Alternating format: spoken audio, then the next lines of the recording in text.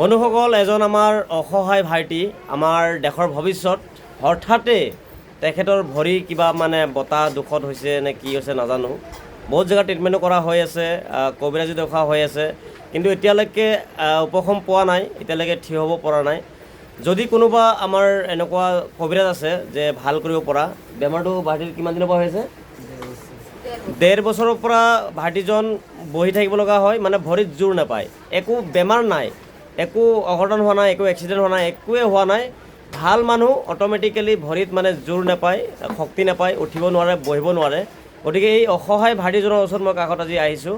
আৰু আপোনালোকে যদি কোনোবা কবিৰাজ আছে, ভাল কবিৰাজ, বা কোনোবা যদি ভাল ডক্টৰ আছে, যে অকণমান সহায় সহযোগ কৰি আমাৰ লগত যোগাযোগ কৰক, যাতে আমি এই ভাইটিজনৰ ভৱিষ্যতটো আমি উজ্জ্বল কৰি দিব পাৰোঁ, যাতে এই ডেকা যিটো বয়স, এই যিটো যৌৱনকালত যিটো বহি থকা অৱস্থাত আছে, নিশ্চয় বেয়া লাগে। আপোনাৰ ল'ৰা হ'লেও আফচোচ লাগিব। প্ৰত্যেকৰ যেতিয়া ল'ৰা ছোৱালী এনেকুৱা শাৰীৰিকভাৱে যেতিয়া অক্ষম হৈ যায়, তেতিয়া প্ৰত্যেক মাক বাপেকে যিটো দুখ অনুভৱ কৰে, সেই দুখটো কিন্তু ভাষা নাই, ক'বলৈ ভাষাহীন হৈ পৰোঁ। সেইকাৰণে অকণমান ভিডিঅ'টো আগলৈ দিয়ক, যাতে আমাৰ এই ভাইটিজনৰ ভৰিত শক্তি নাপায়, এই বেমাৰটো কি বেমাৰ হৈছে যদি কোনোবা জানে, আমাৰ লগত অকণ আগবাঢ়ি আহি এই ভাইটিজনৰ ভৱিষ্যতটো যাতে উজ্জ্বল কৰি দিব পাৰোঁ, তাৰে কামনা কৰি। ভাইটিৰ নামটো কৈ দিয়া।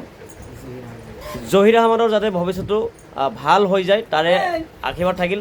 ইনশাআল্লাহ সকলোৱে অকণমান ভিডিঅ'টো আগলৈ দিব, যাতে আমাৰ ভাইটিজনৰ কিবা এটা উপশমৰ কাৰণে আমি কবিৰাজ বিচাৰি পাওঁ, বা যদি ভাল মানুহ আছে তেনেকুৱা আহি পেলাই আমাৰ লগত যোগাযোগ কৰি যাতে অকণমান সহায় সহযোগ কৰে, তাৰে কামনা কৰিলোঁ।